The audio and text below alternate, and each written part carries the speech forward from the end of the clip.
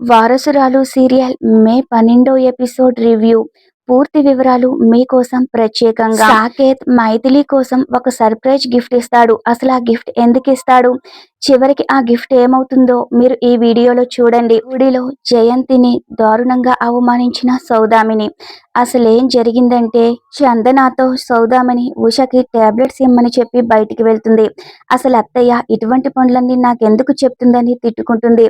ఎవరూ లేనట్లు టాబ్లెట్ వేసే పని నాకే చెప్పాలా అని తిట్టుకుంటూ ఉషా దగ్గరికి వెళ్ళి టాబ్లెట్స్ తీసి చిరాకుగా ఆ టాబ్లెట్స్ వేస్తుంది. ఇక వెంటనే ఉష వాటర్ తాగుతూ చందన మీద ఊసేస్తుంది. చందన డ్రెస్ పాడవుతుంది. టాబ్లెట్స్ వేసుకోవడం కూడా రాదా, నా డ్రెస్ పాడు చేశావు, నా కర్మ కాకపోతే నీకు సేవలు చేసే పరిస్థితి వచ్చిందని చందన తిట్టుకుంటూ ఉంటే అప్పుడే అటువైపుగా వెళ్తున్న మైథిలి చందన మాటలు విని లోపలికొస్తుంది. పసిపిల్ల లాంటిది తన్ని తిడుతున్నారేంటి అంటుంది. మీరిలా మాట్లాడడం చాలా తప్పు అంటుంది. నన్నెదిరించి మాట్లాడతావా అని చందన అంటే, తప్పు చేస్తే ఎవరినైనా ఇలాగే మాట్లాడతాను అని మైథిలి అంటుంది.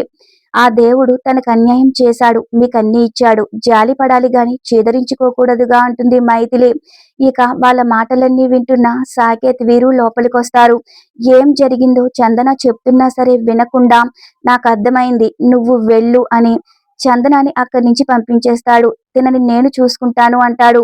ఇక సాకేత్ ఉషకి సేవలు చేయబోతూ ఉంటే, నేనున్నాను కదా సార్, నేను చూసుకుంటానని మైథిలి అంటుంది. నీకెందుకు శ్రమ అని సాకేత్ అంటాడు. మనం శ్రమ అనుకుంటే శ్రమ, శ్రద్ధ అనుకుంటే శ్రద్ధ, ఒక పసిపాప అనుకుంటే తనకిలానే చేస్తాం కదా అని మైథిలి అంటుంది.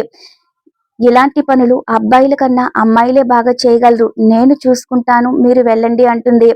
అయితే మైథిలి ఉషకి సేవలు చేస్తూ ఉంటే అదంతా సాకేత్ చూస్తూనే ఉంటాడు. ఇక వీరు సాకేత్తో, నా లవర్ ఎంత గొప్పదో చూస్తున్నావా అంటాడు.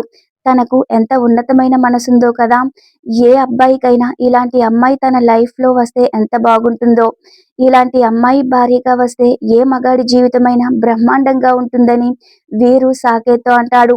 అమ్మాయిలు అందంగా ఉంటే సరిపోదు, మైత్రి లాంటి మనస్తత్వం, ఉన్నతమైన వ్యక్తిత్వం ఉండాలని వీరు అంటాడు. ఇంత సహనం ఓర్పు ఉన్న అమ్మాయి దొరికితే ఆ అబ్బాయి జీవితంలో ప్రతిరోజు పండగ అని వీరు చెప్తూ ఉంటాడు.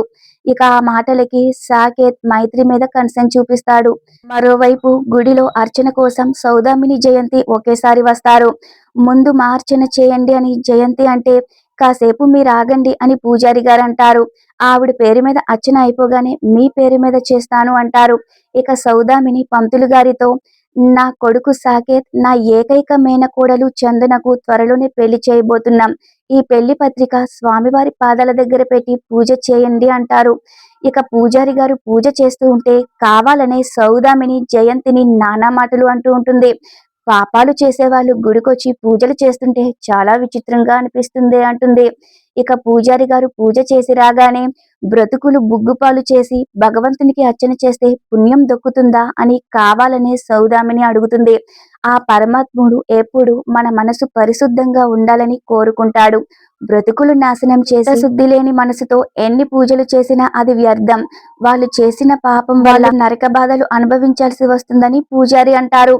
ఈ విషయం కొంతమందికి తెలియక ఆ భగవంతుడి కోసం దండాలు పెట్టేస్తే ఏదో జరిగిపోతుందనుకుంటున్నారని జయంతిని చూస్తూ సౌదామిని కావాలనే అంటుంది. సౌదామిని ఇంకక్కడి నుంచి వెళ్ళిపోతూ ఉంటే తను తీసుకెళ్తున్న పెళ్లి కార్డ్ కింద పడిపోతుంది. అది చూసి జయంతి తీస్తుంది. ఇంక తన అన్నయ్యతో, చూసావా అన్నయ్య, తన ఒక్కగానొక్క ఏకైక మేనకోడలంట, ఎలా సంబోధించిందో చూడు, తన లెక్కలో మైథిలి మేనకోడలు కాదనే కదా అంటే, వాళ్ళెప్పుడో బంధాలు తెంచేసుకుని దూరం పెట్టేశారు కదమ్మా, ఇక మైత్రిని తన మేనకోడలని అనుకోదుగా అని అతను అంటాడు.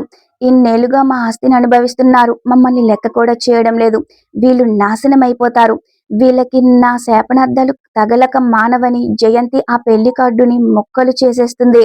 అయితే సౌదామిని కారు ఎక్కబోతూ పెళ్లి కార్డు ఏమైందని చూసుకుని వెనక్కి వచ్చి జయంతి ముక్కలు చేసి కింద పడేయడం మొత్తం చూసి జయంతి అని గట్టిగా అరుస్తుంది.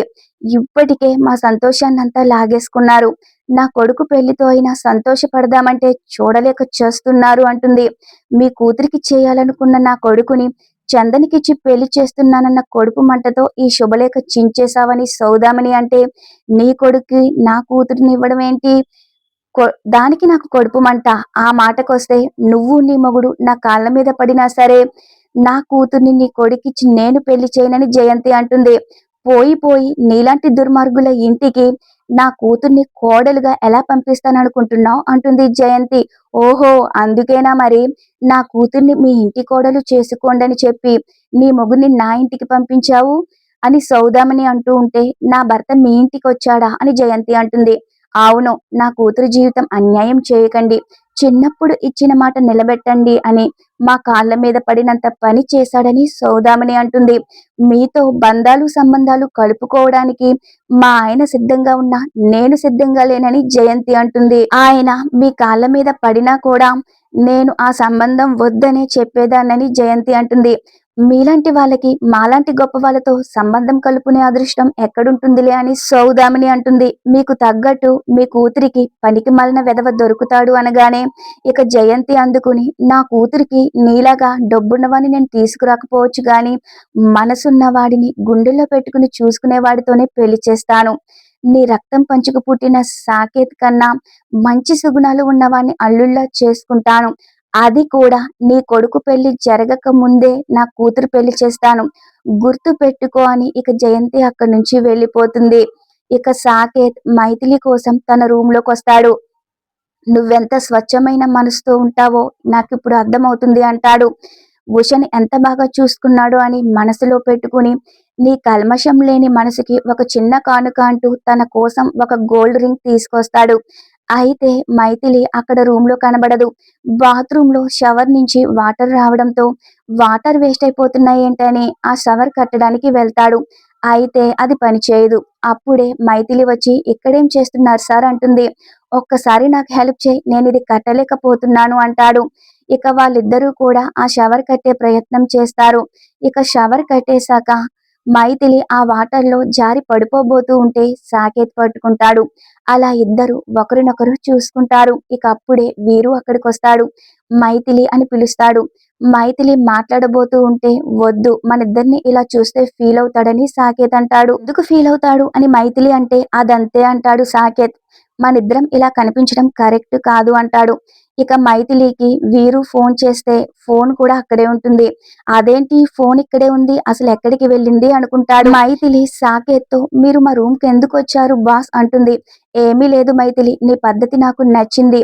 ఉషా విషయంలో నువ్వు చూపించే కేర్ నచ్చింది. నీకేదైనా బహుమతి ఇవ్వాలనిపించింది అంటాడు. మైథిలికి ఆ గోల్డ్ రింగ్ చూపిస్తాడు. ఇక మరోవైపు కైలాసన చందన మాట్లాడుకుంటూ పైకొచ్చి, వీరు మైథిలి రూమ్ లో ఏం చేస్తున్నాడని లోపలికొచ్చి అడుగుతారు. సాకేత్ రూమ్ లో లేడు, వాడి కోసం వెతుక్కుంటూ ఇక్కడున్నాడేమో అని వచ్చాను, ఇక్కడ మైథిలి కూడా లేదు అని అంటాడు వీరు.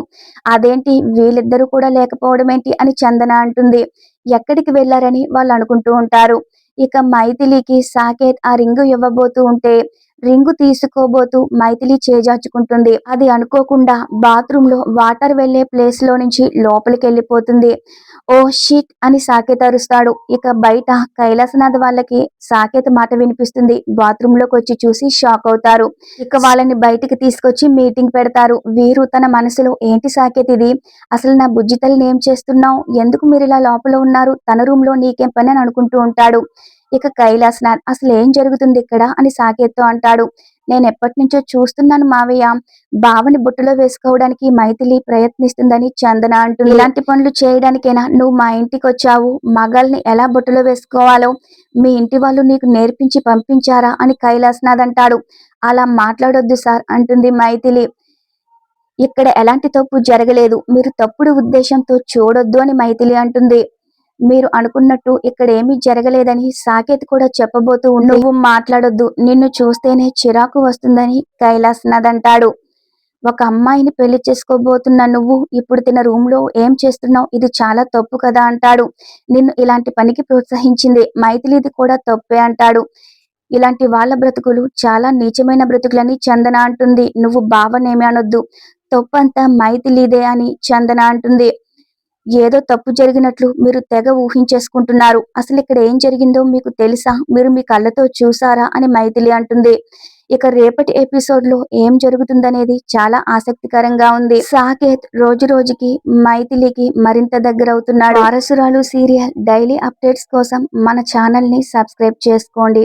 Thanks for watching our video.